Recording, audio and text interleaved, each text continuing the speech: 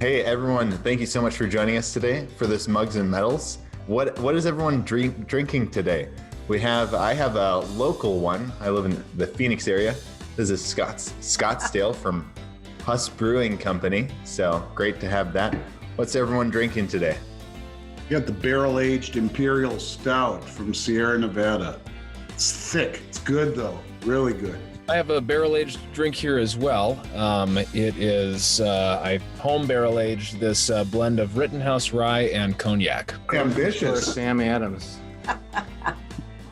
I have some wine. Non-blue mountain Coors Light, the water of beer. Where'd the blue go? You're drinking warm beer there, Bix. It's in my life. I'll be the designated driver tonight. I'm doing Topo Chico tonight, so Someone's got to get us home safe.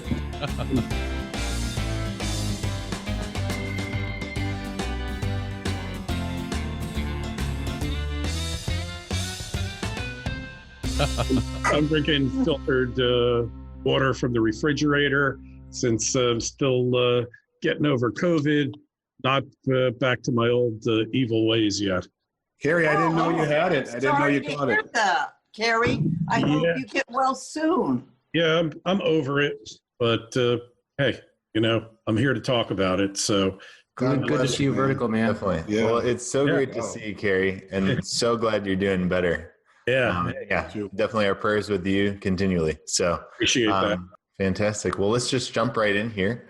I'd like to ask a question to Andy first, but first, if my brother Kaiser can introduce himself and also introduce Andy.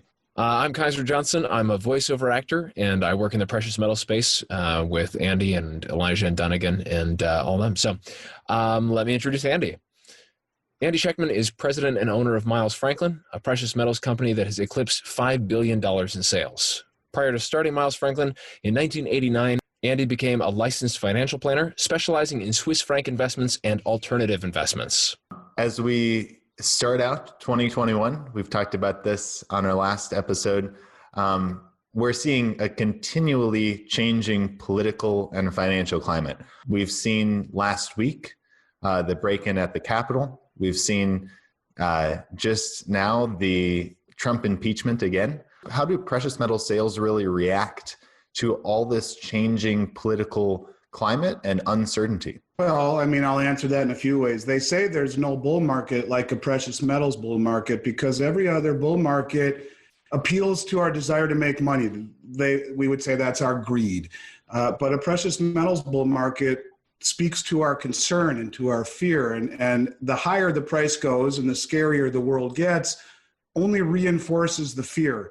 So one of the things that we find as a common denominator over the last year or two is very little, if any, selling back. People aren't selling. Very few are. Even the rhetoric that people are selling gold to buy Bitcoin, I'm not seeing it. I think people are concerned. It is being reinforced dramatically. People are rushing to buy precious metals because they're afraid. But we can boil it down and say, look, the Democrats control both sides of the House, the Congress, the House of Representatives, and the White House. What does that mean? That means more welfare. That means more laws. That means more spending, more debt, more regulation.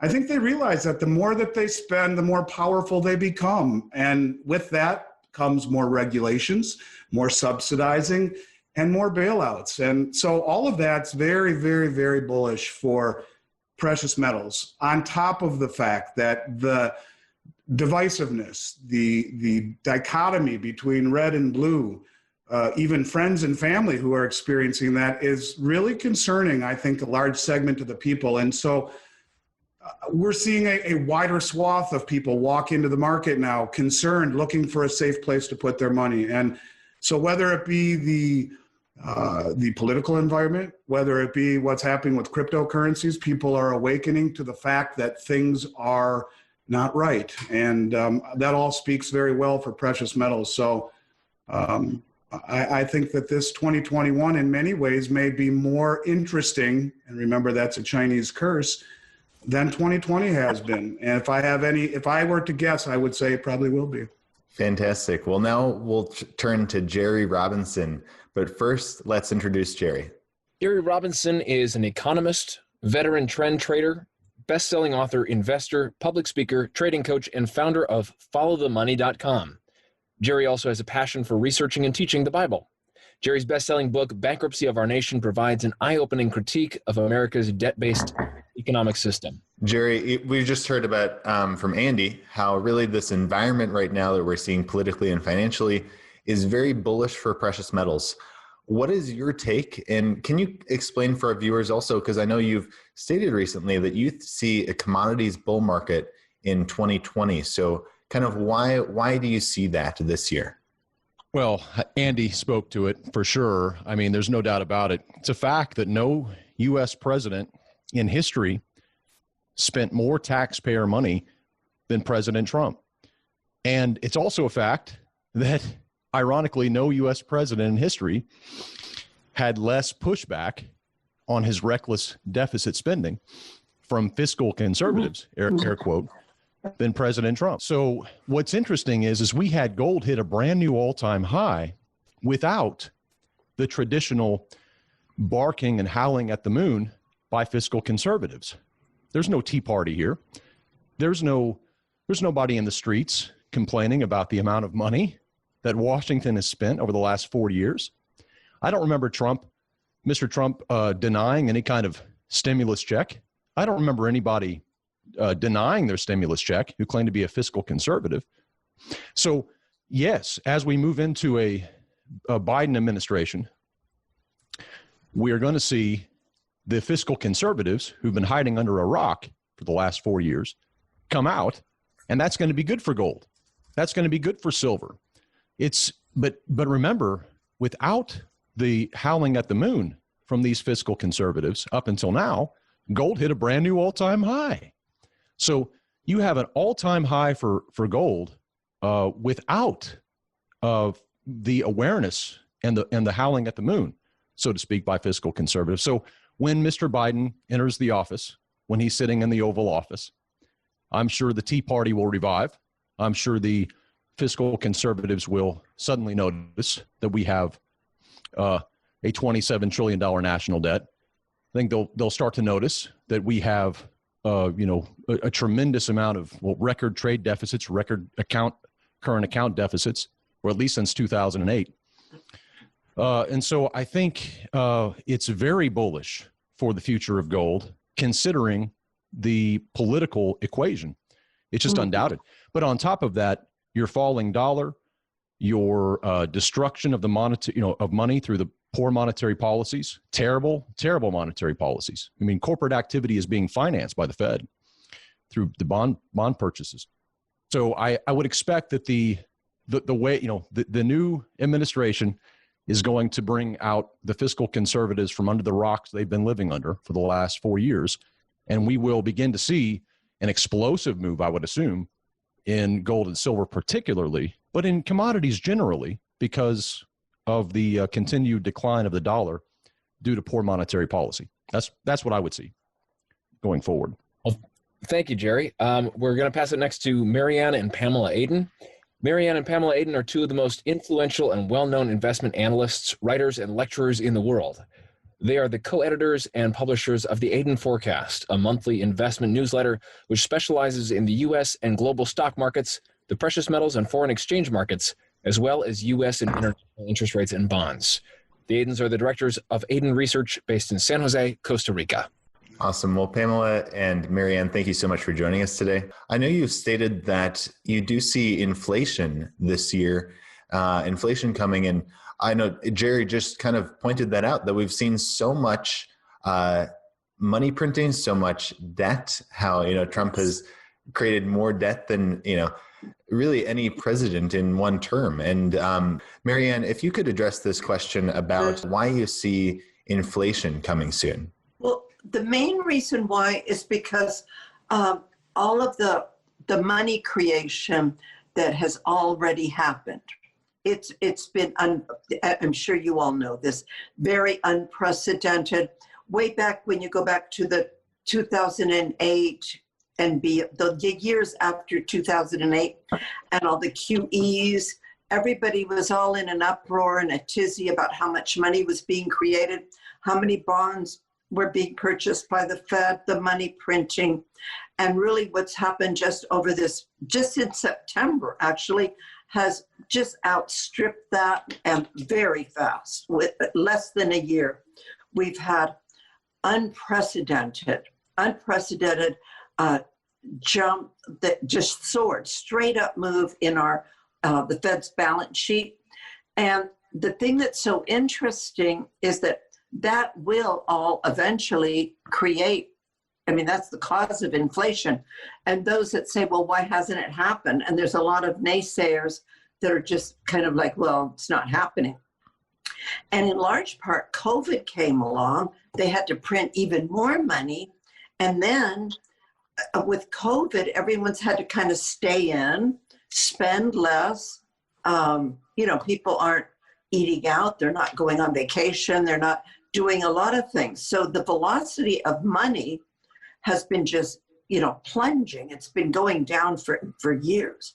And so at some point, and there's a lot of reasons why we think that the recovery that follows COVID, once more people are vaccinated, once there's more, we get back to some sort of normal. It won't be just the way it used to be, but this pent-up demand is going to come out, and we're seeing it a bit in Costa Rica already. Some people just say, oh, forget it, I'm going. And they are coming on vacation regardless of COVID. But eventually that pent-up demand could result in spending and some kind of a recovery that's more robust than most people are thinking. And what's interesting about that is that we are seeing the base metals, copper, all those precious metals too. They all tend to lead the economy, especially copper. And we're seeing that, and we don't think it's a coincidence that that's happening in anticipation of all the spending that's going to be coming from the new government and the infrastructure they're planning to do to create jobs and all that. So everything's kind of falling into place, and we'll see if it does happen that way, but that's what it looks like right now. And so eventually all that, and the more pent up it is, the more the inflation boom that follows could be quite robust, quite large. If we could introduce Bix Weir. Bix Weir has 30 years experience in the financial industry with various Fortune 500 companies. He's the creator of the Road to Ruta theory, and his commentary is published at roadtoruta.com. Bix has dedicated his efforts over the last 15 years to exposing the long-term manipulation of the gold and silver markets. Now, Bix, we just heard from Marianne about the inflation because of a possible, an economic recovery. And also Pamela and Marianne have talked about in the past about this possible construction boom that could be bullish for silver because of more industrial demand. I know, Bix, you are incredibly bullish on silver. Can you explain for us why? Well, I've been in it for a while, and I've heard all the pro-silver stories, pro-gold stories for over 30 years of why economically, fundamentally, the changing guard as far as the political scene. But nothing ever panned out the way it should. We go to war and gold gets slammed down. So I've spent the last 20 years figuring out who's doing it, why they're doing it, how they can control such a huge market. And it comes down to computers and derivatives on the comics. You can throw all the other stuff out the window. It's important in a freely traded market, but we don't have a freely traded market. Just Friday, they dumped 1.1 billion ounces of electronic silver on the market on Friday. 1.1 billion to drive the price of silver down. In a market like that, where the CFTC runs cover for these huge manipulators, which I think have been transferred from JP Morgan now to BlackRock and a company called Virtu Financial, there's no hope for silver to go up. Now, I'm not saying I'm not bullish silver. I'm absolutely 100% bullish on silver when it is freely traded, if it is ever freely traded. And we see Biden unbelievably is appointing the exact same regulators that Obama had during his entire 8 years. Janet Yellen is moving from the Fed to the Treasury. We got Gary Gensler, the ex-CFTC guy, moving to the SEC. And then this guy, what's his name, Dan Berkovich, who was the lawyer supposedly when we had the silver drive-by shooting in 2011 at the CFTC, is going to run the CFTC. And not only that, behind the scenes, there's 3 guys that have just been appointed from BlackRock that don't have to be approved by Congress. So the game is rigged. The game will continue to be rigged until the day it isn't. I'm invested in silver for the day it isn't, because I know it's going to jump from $25 to $600 to $800 to $2,000 to $20,000. Nobody knows the price of silver because it's been rigged way too long. Moving to Pamela, what is your perspective on what is driving the price of silver? Why are you bullish on silver right now? Silver, normally in the past, all the silver history, normally it has the same reaction. We call it the sleeping precious metal because it'll do that for a long time, be absolutely boring. And then it just pops up and then it goes on and it never looks back and it overpowers everything. And usually that ties in with a whole commodity move like we saw in the 2000 leading up to 2008 and 2011 especially. And so we see silver in that mode today. It just started this summer and it popped up after being very boring for several years. And now it's joined up and copper is backing it up. And the natural resources in general are doing very well since October. And this is just the start of what we think is a major commodity move with the precious metals, influencing the goodness of silver and also the natural resources. So we'll have both of those powers powering up silver the most. Thanks, Pamela. We're going to pass it now over to Kerry Lutz. Kerry is an entrepreneur and student of Austrian economics. In 2010, he founded the Financial Survival Network with the mission of helping people to prosper and thrive in the new economy. We've been talking about gold, silver, inflation. I wanted to kind of take a step back, kind of where we started this changing climate, financially, politically.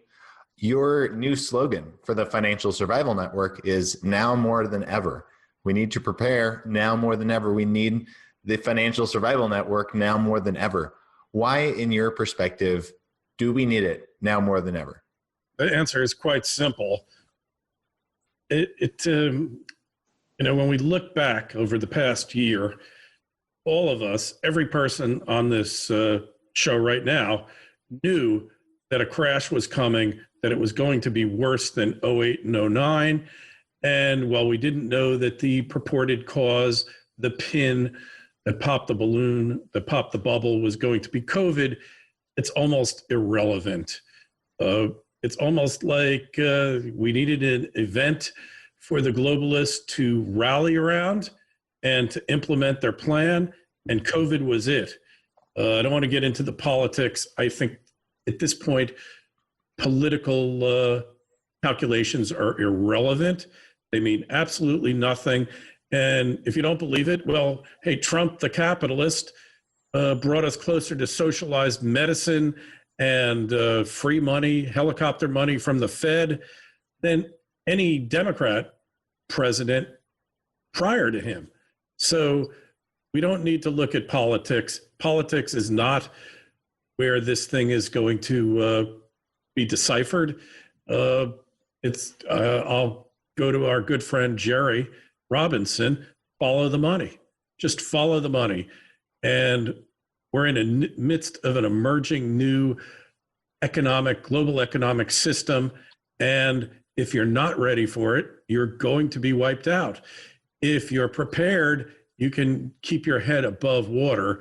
And if you're a little bit proactive, you can kind of beat the market. But it's going to be very difficult.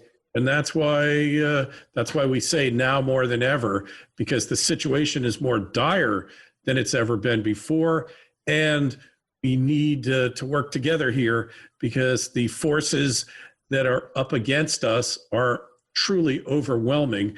It really is David against Goliath. And I feel like we're out of slingshots here. Thank you very much, Kerry.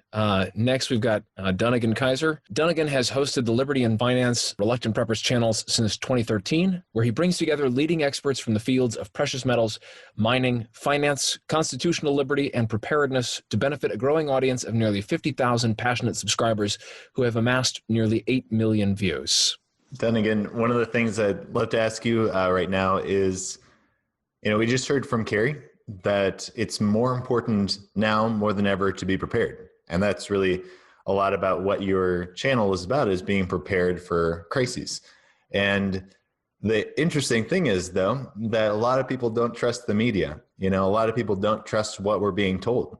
And I've found wherever you look, whether it's the mainstream media or the independent media, there can often be stories that are just misleading or just false. So how do we kind of decipher all of that, decipher what's true? How can we prepare if we're not being told what is the truth? Yeah, I was thinking about this as we headed towards this week in this discussion, and what gelled in my mind was like 3 principles that I'd like to toss out there. I guess one is kind of humorous if it weren't so upsetting, and that is that laws coming out of Washington always mean the opposite of what they are titled. That's one thing. The other is that you got to consider the source. You've talked about that, Elijah, in some of your writing and thinking recently, and I wanted to leverage some things that you said about that. And the third is trust your gut. I think it's Andy's quote from several interviews I did with him. So those are the 3 I'd like to focus on: is the laws mean the opposite of what they say they mean, the consider the source, and trust your gut. So I just had a little quote here from the book. Well, I'm not going to tell you what the book it is. Okay, here's a quiz. Here's a trivia question, guys, and for everybody in the audience. What book written in 1949 just hit the bestseller list again, which it hit in 2017, but it just hit it again? Mein Kampf. No? Well, maybe, but that's not the one that I've heard of. 1984. Actually, that couldn't have been written in 1949, could it? Go ahead. 1984 by George Orwell. Absolutely. And here's just a couple quotes from that. Always eyes watching you and the voice enveloping you, asleep or awake, indoors or out of doors, in the bath or bed, no escape. Nothing was your own except a few cubic centimeters in your skull. Another one was, there was a truth and there was untruth. And if you clung to the truth, even against the whole world, you were not mad. And the famous quotes, the slogans of the party in that book: war is peace, freedom is slavery, and ignorance is strength. So in the face of that, we had spoken with Daniel McAdams from the Ron Paul Institute, and he talked to us about if people only knew in our country that our media is more controlled than the Soviet era media was in Soviet Russia. Remember when we were growing up, I do remember growing up in school, they talked to us about propaganda and in World War II in Germany. Oh, there's a minister of propaganda. That's like, ooh, that's a bad thing that happens in other countries, faraway places, far from us. But now we had this phenomenon that came out over the last decade called fake news. I mean, when I was a kid, people weren't talking about fake news in the US, but that's been like a main theme of a lot of our public discourse over the past decade. And now you have to have fact checkers and people checking the fact checkers and debating over and the other thing that's brand new with big tech, of course, is that when you go to search out anything, you get presented with a result. This is the result of your search. This is the body of knowledge that's available. But what we don't realize is that is heavily influenced and guided and redacted and curated to create a result. And that's where I get to quote Jerry Robinson, because I had him on Reluctant Preppers about 7 years ago, and he was talking about Jerry, I believe the way you put it was propaganda. Yeah. Propaganda, and you had an amazing metaphor you gave there about the anesthetist. You want to say that one again, so I don't butcher it when I. Yeah, propaganda basically numbs the patient, so that the similar to an anesthesiologist, right? I forget exactly how I said it, but you captured it well. Yeah, that the anesthesiologist shows up before the surgeon cuts. That's so right. you get conditioned through the bathing with the narrative to where you're thinking along certain lines and your attention is drawn in a certain direction. So I think a lot of us can, like, a lot of what I've just said is like, ugh. It's both disturbing and it rings true to what we've been experiencing in many ways in heightened and much accelerated ways compared to when we were younger. Just a few examples of that. Laws always mean the opposite of what they said. Just a few examples here. The Health Insurance Portability and Accountability Act of 1996, HIPAA. We interviewed Dr. Elena George, an independent physician from Atlanta, Georgia, who's on radio, and she has a whole, she's a real champion for patients' rights. And she says, if anything, it makes sure that the government has and the other hospitals and so on get your private information, not protecting it. We have the Uniting and Strengthening America by providing appropriate tools required to intercept and obstruct terrorism. You know what that one is? That's the Patriot Act of 2001. Did everybody feel united and strengthened? And then the Patient Protection and Affordable Care Act. So we could go on and on about patient protection. Actually, what got protected was big pharma, big hospitals of medicine, and the insurance companies who wrote the act. We have the Dodd-Frank Wall Street Reform and Consumer Protection Act. Lucky we're protecting the consumers. That was 2010 when we didn't get told that we were just now unsecured creditors of the banks. We can get bailed in with our savings. And then we have most recently the Coronavirus Aid, Relief, and Economic Security Act, CARES Act of 2020. I know we're all experiencing lots of economic security these days. Go up and down your block and talk to people. So that's some examples of things are the opposite of what they mean, what they say. And then the considering the source is something, Elijah, you had mentioned, that when you hear something rather unbelievable that happens, I mean, that's every week these days, you hear something unbelievable that's happening in our public life. And you go to search and find out what it is, and you see 12 websites that are all basically having the same paragraph copied and pasted, and it's expressing the same thing the same way, but nobody's quoting sources. Nobody's giving you a link to the original study. Nobody's giving you the name of the person in the official position who has the credentials that actually said this thing. So I'm overgeneralizing, but this is a principle you can use is to try to drill down and go before I'm going to give my consent to just reacting. I'm going to investigate a bit to just see what is the source of this information. Consider the source and really make sure, because things can be presented to quickly as we get very busy and things are just coming at us so fast. Form a very quick opinion and, yep, I know what that meant. And make sure we check the source before we quickly jump to those conclusions. And then the last is trust your gut. Those of us who've been around a little bit and have had experience, have read some history, have talked to our parents, our grandparents. Some of us had the chance to meet, older relatives like that and get their stories. We start to know this isn't the first time around the barn. This isn't the first time we've heard this story. And if it feels wrong and it smells wrong and it doesn't pass, the body language doesn't match, trust your gut. Trust your gut. If you think that doesn't ring true with me, that doesn't square with my innate instinctual understanding of reality, trust your gut. So there's 3 principles just to get the discussion started. I'd like to open it up to open discussion now. Kind of that topic of how do we trust the information in such this critical time? I think Dunagun did a great explanation of really ways, go to the original source. That's a really, really, really good idea. Any other thoughts on that? How do we trust the information out there? I'd like to jump on that, but before I do, I just want to mention one thing, just expand upon Pamela's comment about silver and how it is needed in an industrialized world, a digital world, one that is experiencing growth and construction. Let's not forget what's going on in China right now. Their Belt and Road Initiative. It's the most ambitious infrastructure program in human history ever. And it connects 65% of the world's population, 40% of the GDP, connecting Africa and China and most of Asia through roads and infrastructure and railways. And, this is an endeavor of unmitigated proportions. If you don't think silver is needed in a world that is increasingly digital and increasingly in need of silver, which last year we had a 330 million ounce deficit. I think when we talk about growth and growth moving in Asia in particular in this respect, the need for silver and gold is really important, mostly silver in this case. I think the upside potential for silver is fantastic, and maybe, just maybe, that's why JP Morgan amassed 1 billion ounces of it while paying a $920 million fine. As far as the information is concerned, I would like to say that in 2020, for me, that was the most startling and disconcerting fact of 2020 is the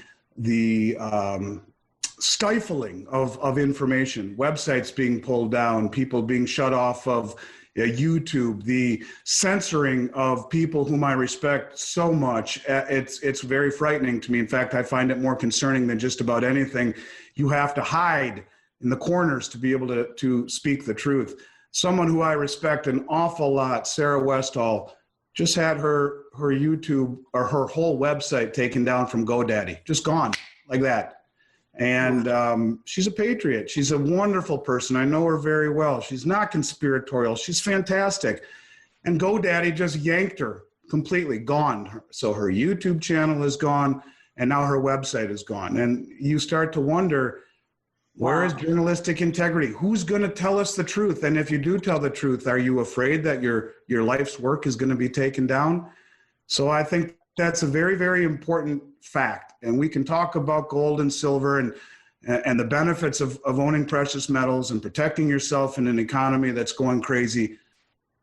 But trying to tell people about it and to tell them in an honest, articulate, honorable way, even doing that, you run the risk of being pulled and labeled as a conspiratorialist and as a criminal of the state.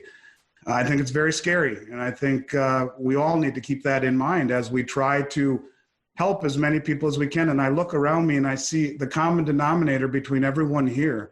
Yeah, we all do what we do to make a living and pay the bills and put food on the table, but every one of us is doing something because we feel we're helping mankind. I go to bed every night feeling I did something good and that I help people. And in 30 years, I've never hurt anybody. And if I have, I'm really sorry.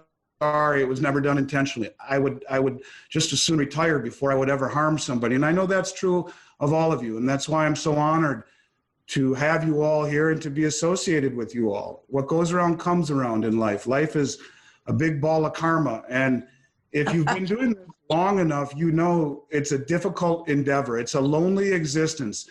It's one thing, it's comforting to have us all here and to be able to talk amongst ourselves, people who are like-minded. Most people don't get it.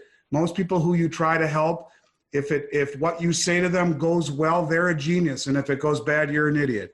And so the bottom line is that trying to disseminate information in an honest, forthright, honorable way, even if the truth is something people don't want to hear, is no longer accepted in this country. And people who have spent their lives trying to bring truth to the public are being yanked out. When you see the president of the United States, like him or hate him, his Twitter account pulled down, I find that to be as disgusting as anything I've ever heard. There's supposed to be a certain level of decorum and respect. And, you know, that's what this country was founded upon, the First Amendment, the right to be able to speak our mind. And now, even if you do it in an eloquent and humble way, if it doesn't meet the agenda of the people that are holding the plug, you're gone. So I'd like to say thank you to all of you, honestly, and I mean that, for standing up for what's right and doing what's right in the face of a growing sentiment of craziness. So for what it's worth, to me, that was the most frightening thing of 2020, and it's continuing unabated here today, and it seems it's becoming more and more and more.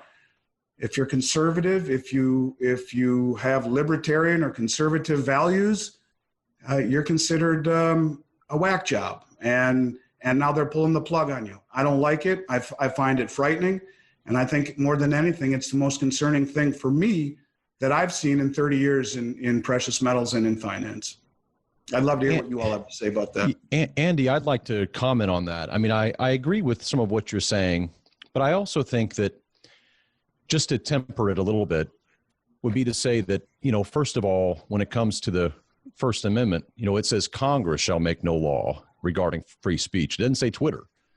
It didn't say Facebook. And so I can't go into a restaurant, and yell fire or walk in without a t-shirt. They'll throw me out.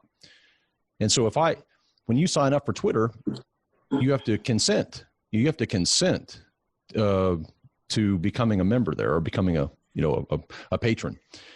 And if you violate those rules, and by the way, I haven't seen anybody thrown off of Twitter for mentioning the national debt or talking about conservative values. I've seen them thrown off of Twitter for spreading lies. I've seen them thrown off of Twitter for peddling the things that Dunagun was just talking about. I think intelligent people tend to fall for propaganda the way Dunagun was bringing up easier because we all feel as if we need to know what's going on. And all of us have people who turn to us to have information.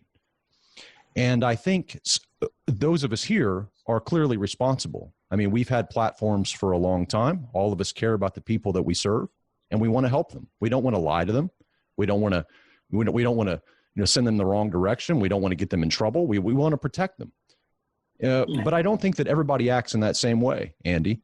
I think there's a lot of people who are lazy. I think there's a lot of people who will take something that is clearly a lie, that is peddled for political purposes, propaganda, literally, and they won't dive deep, and they'll spread it.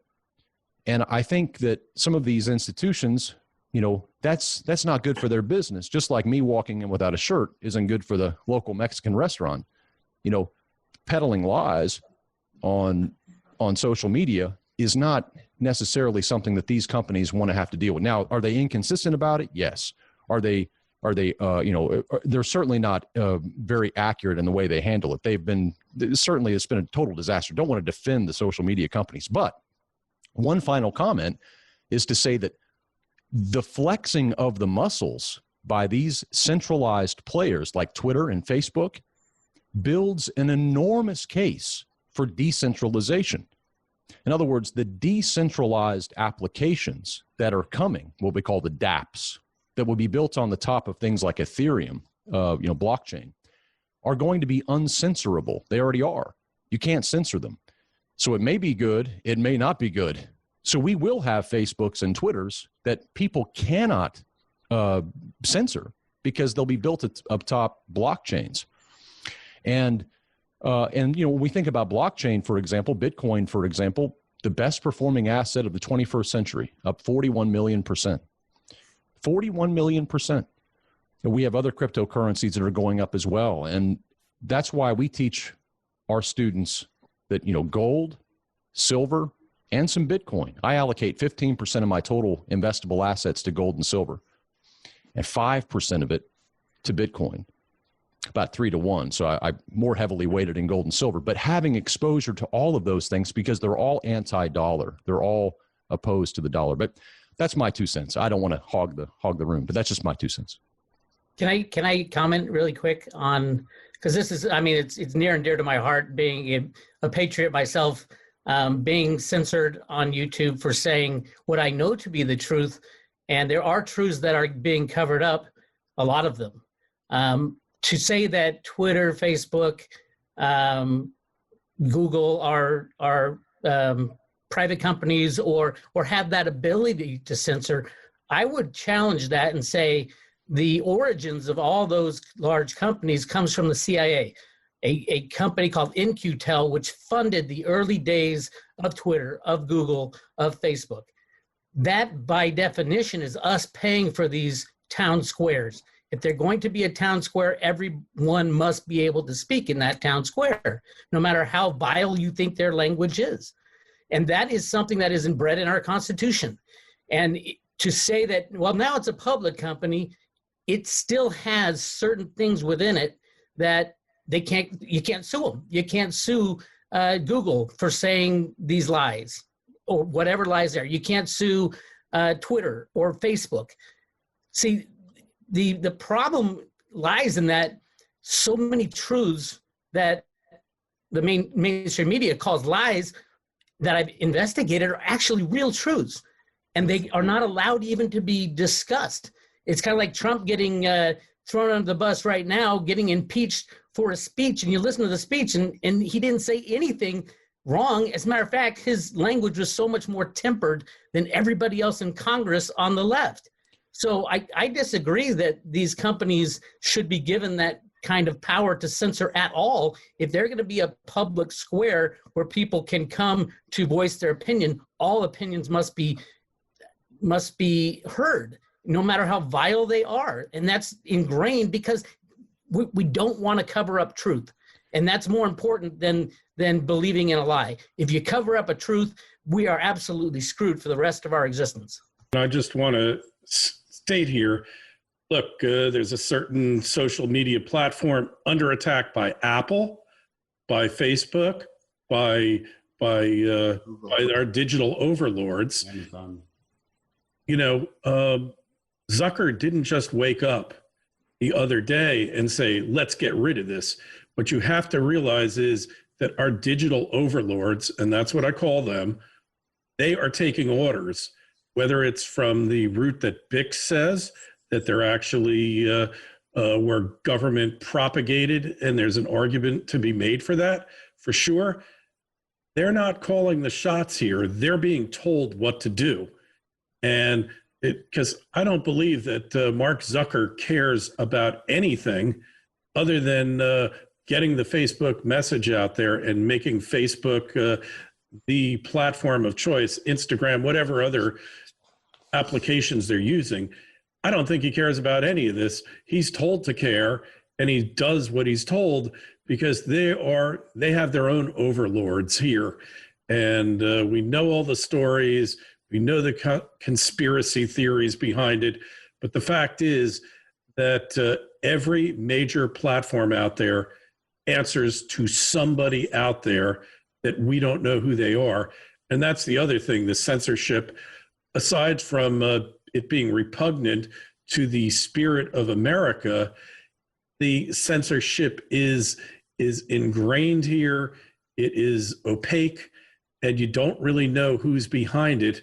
All you can do is kind of imagine and speculate, and then you're a conspiracy theorist, so nobody listens to you anyway. They yanked Dr. Ron Paul's Facebook page down. This is a man who's done nothing but give to humanity his entire life. Amazing person. I've met him a few times, and you know, there's nothing that I would ever believe that he was saying that was a lie or inflammatory. Anyone who ever published or ran with the New York Times article on Hunter Biden's laptop had their YouTube channel taken down. So the real question, I think, to Bix's point is, what is the truth, and who is the arbitrator of that? Who is determining what is and what is not truthful? And so while I believe, you know, Jerry, what you're saying, there's a portion of that I believe that, yeah, it's not a platform to disseminate lies and hate, but who's to determine what is and what isn't truthful? And that's the point that I find to be most frightening, is that we can't even have an open discussion to determine that. I think it's a really interesting point that you all bring up. And yeah, Andy, about kind of getting to that point, what is the truth? And I think one of the awesome things about this discussion that we all have is we can all really put our input in and get it from all different perspectives. And then the viewers can, you know, make their own decision in the matter and say, what do I really believe is the truth in this matter? And one of the things I wanted to address that Jerry brought up was really the innovation that's happening right now. He's talking about these huge corporations and the issues that are arising because they're so big. But then kind of a light at the end of the tunnel, what about the blockchain, right? What about cryptocurrency? And he mentioned how cryptocurrency, Bitcoin, was the best performing asset really ever. I'd love to turn it to the Aden sisters. With all your forecasting, with all your analysis of the markets, what do you make of what has happened to Bitcoin?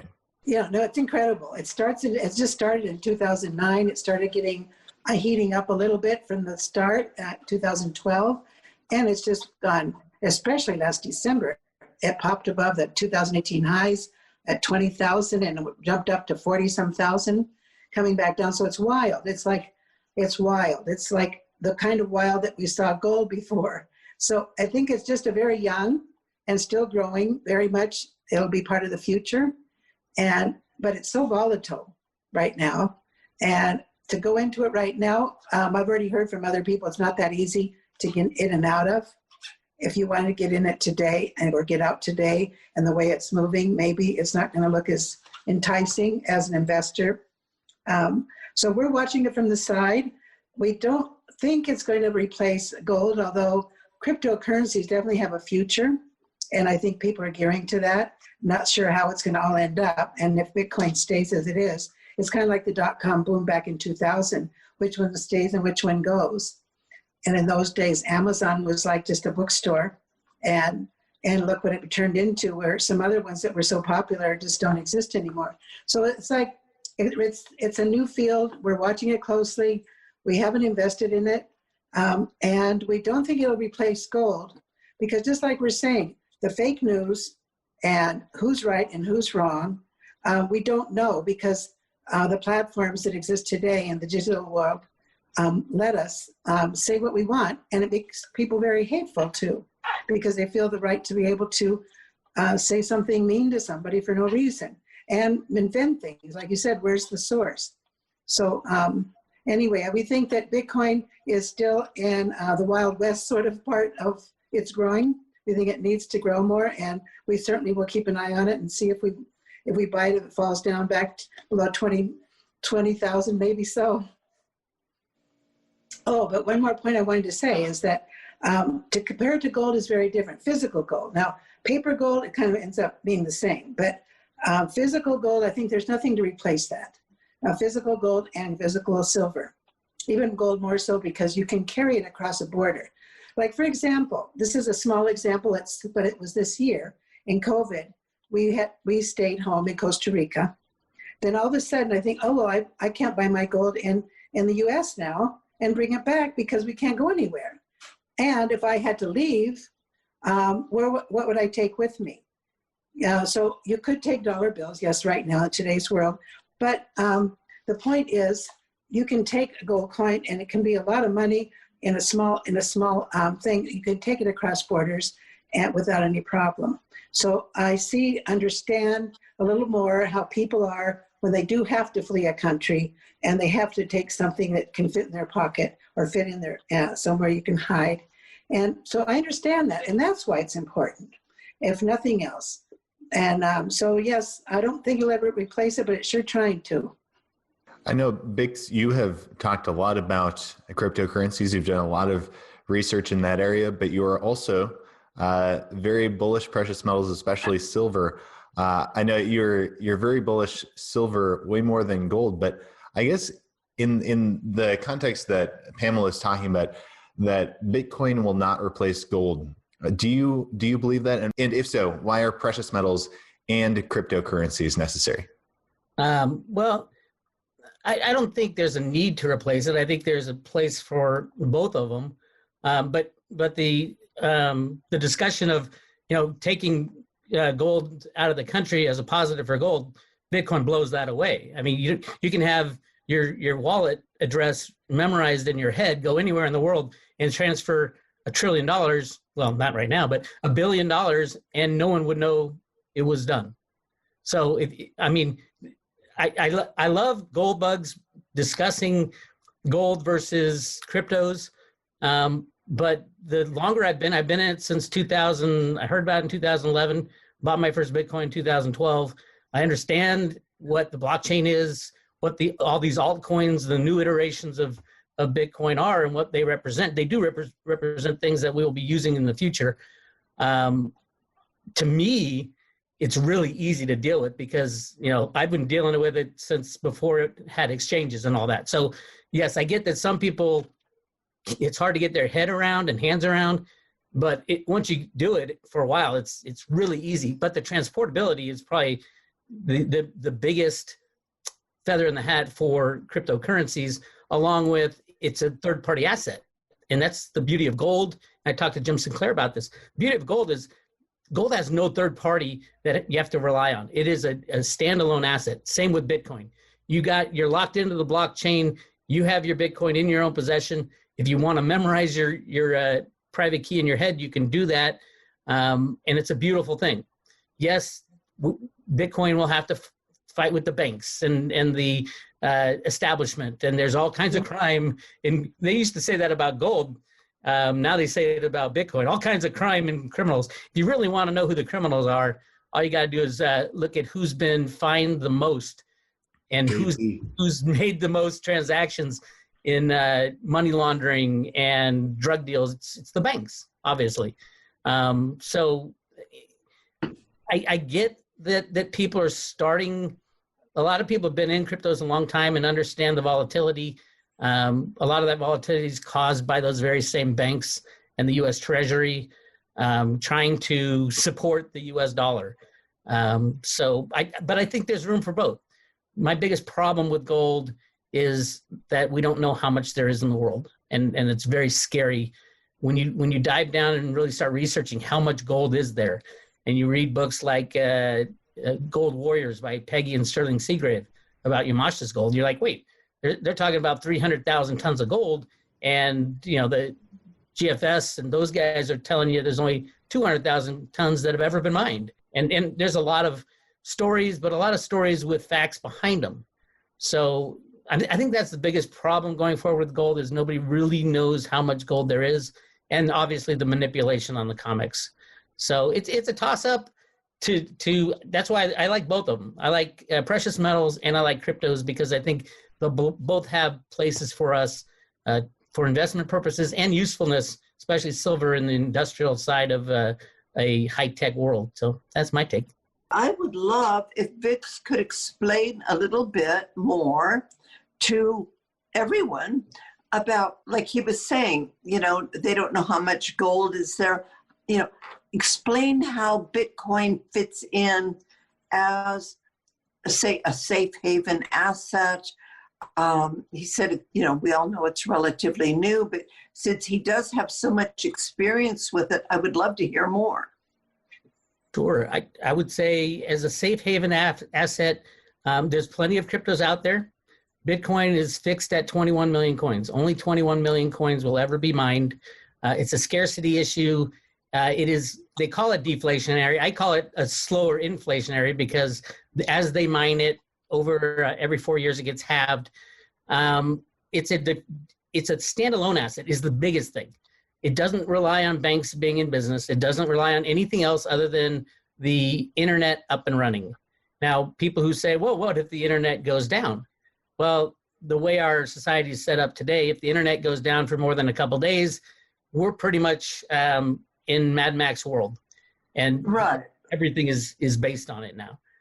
And if the internet comes back up, voila, your Bitcoin is back there. It's exactly the same place as it was. So as far as scarcity goes, it is digital scarcity, which basically means mathematical scarcity.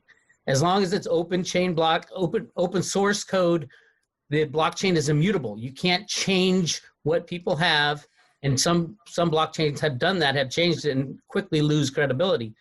It has all those characteristics of gold other than the 2,000 years of monetary history. I think in 2,000 years, it will have that. And I have no doubt that Bitcoin will be around for a very long time along with gold. And that has been proven out.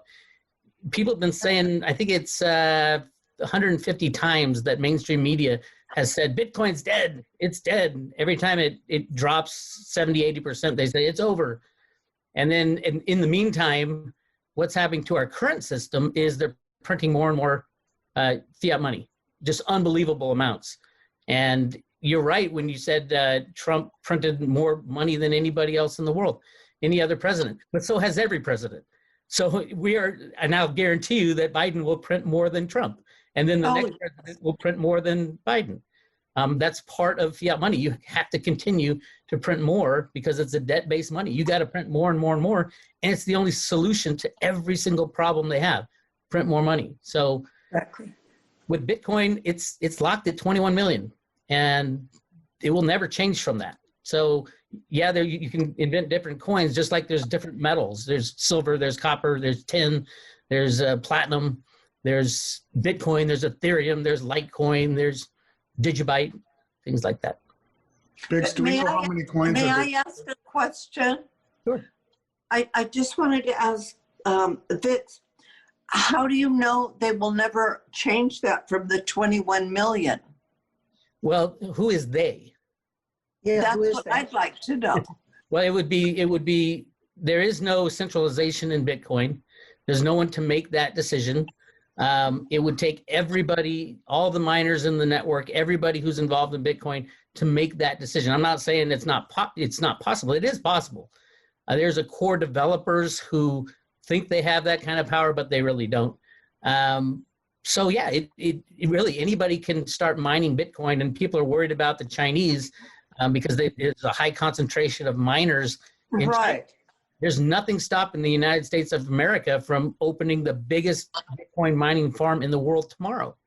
Nothing stopping. It's open source. Anybody can mine Bitcoin at any time. So yeah, it's a beautiful thing. It's an amazing invention that came along at just the right time for the crashing of the old system and the implementation kind of running in parallel of something new. And just one more question. Do you feel that, knowing what you know and your experience, and you obviously know, much more about Bitcoin than certainly we do, but do you feel that it is truly an equal competitor to gold and silver? Yes, I do. And because in some ways it's better. Obviously, transportability, it's much better than gold and silver as far as transportability. As far as limited supply, we don't know how much gold there is. We don't know how much silver is. And we could mine gold on an asteroid. We can mine gold deep in the ocean. They could have a lot of secret gold, like I believe they do. So we don't know. So how do you value something that has an unlimited or unknown quantity? And they could find the largest gold mine in the world tomorrow and say, oh my God, we just tripled the supply of gold tomorrow. Things like that. Bitcoin, you can't do that. You got 21 million. The last Bitcoin will be mined in 2130 something. So, but I'm not saying gold's bad. Gold has that amazing history. No. I just had one more question. It's like, what about the history? It's beautiful. And I'll tell you, the gold history is an amazing history. It's always been the fallback asset when fiat money fails. And then gold fails too because people abuse it in a monetary system. As we've seen, from coin clipping to you name it, they abuse gold. Yes. That's why you end up going off a gold standard. The beauty of Bitcoin is it's never been thrashed. It's never lost. It's never been a currency that didn't work anymore. At least not yet. I know it's only 10 years, but gold has over the, obviously 2,000 years of monetary history for gold. It has not worked at some certain times. It hasn't worked.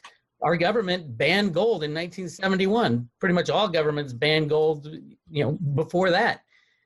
It didn't work as money. It worked as a store of value. Absolutely. I don't see gold coming back as money unless a lot of these countries give up their desire to print as much money as possible. Yeah, that's one thing, Bix, you said when you talk about gold failing, what I'm hearing you say is that people are systems, governments, individuals abandoning gold, lying about what they're calling gold, debasing their currency relative to gold. All those things fail. I never heard you say anything about gold itself failing. That's what I'm wondering about is that because you talk about all these countries that are debasing their currencies, these fiats are failing. So that's like blaming it on gold is kind of a turnabout. Well, yeah, I didn't mean gold failed as obviously it's still a store of value. I don't see it being money in a high-tech future. Money currency, as in a currency, yeah. As a store of value, I think it'll stay a store of value. I just don't know what it's worth because of all this hidden gold.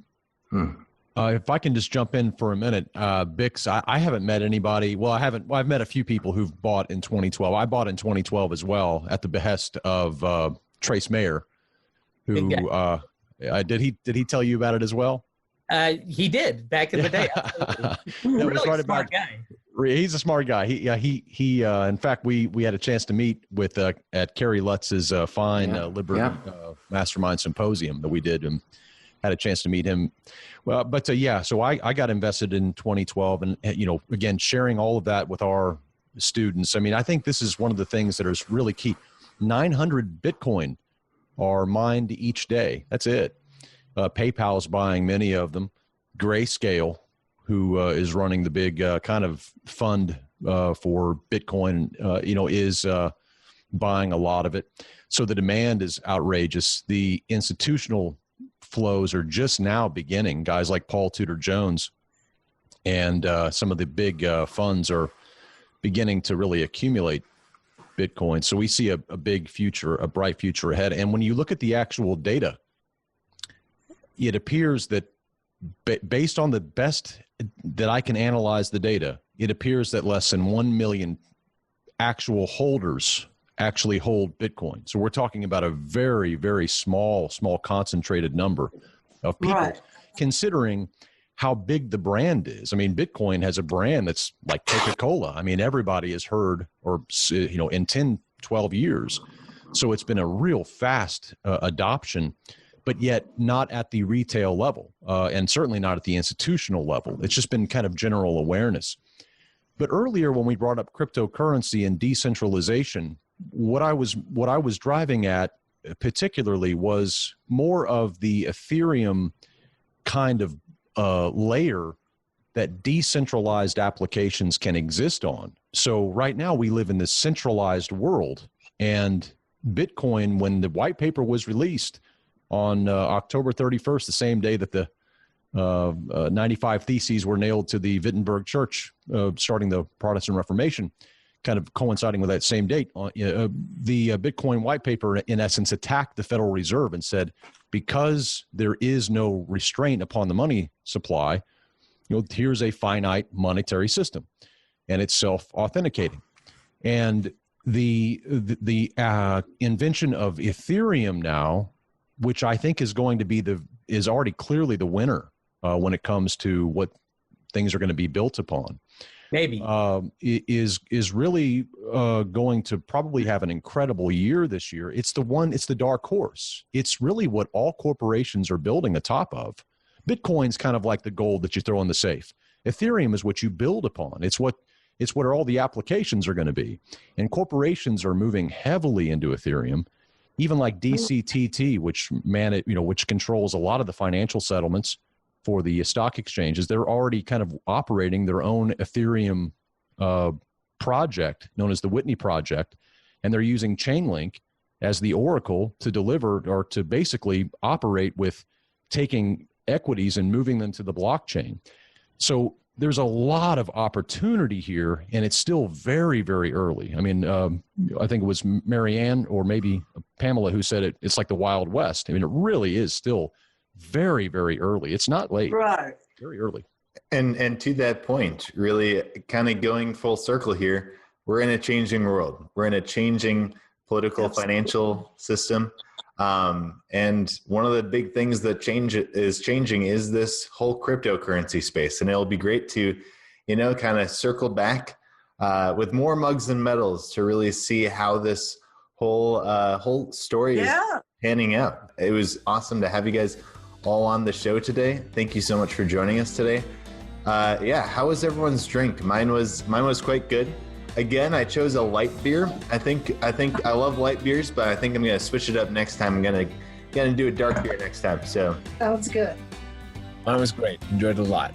And thank you very much. I would like to thank you all for being a part. You're all awesome. Thank you for spending some time. All of your insight is fantastic. Bix, I love the conversation on cryptocurrencies. Your insight on it is fantastic, Jerry, and the Aden sisters. And I just want to thank you all so much for sharing and sharing your insight. It's so important to get this information out there to the people. And I look forward to doing it again. Elijah, thank you so very much for taking part in this, and Dunagun and Kaiser and Kerry, thank you very much. And let's keep doing this. Let's do it again real soon. Yes, Thank you I very much. agree. We enjoyed it. It's been wonderful. I really enjoyed it. And it's a pleasure to be on this panel with all of you. And I thought it was fascinating and I love it. And it's so nice that we can all talk and have a drink at the same time. And it's great. Absolutely. Yes, we enjoyed it very much. It was an honor. Thank you, guys. Thank you very much. Thank you very much. Thank Take you. care, everyone. Cheers, everyone. Bye-bye. Everyone stay well. Thanks.